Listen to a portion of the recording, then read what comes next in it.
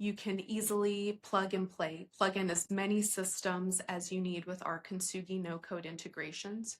You can calculate and collect the right taxes at the time of checkout, and all integrations are included at no extra cost.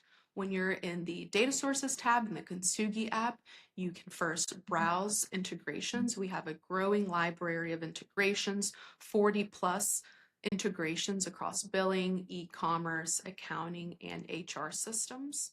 You can also manage your active integrations. Right here as an example, we have the ChargeBee tax engine integration active, and manage as well any inactive integrations.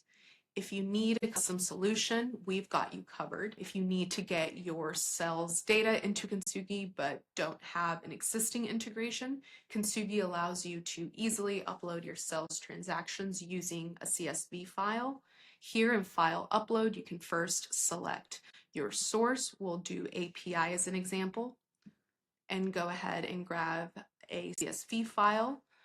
This is an example of a transaction CSV file that I will upload.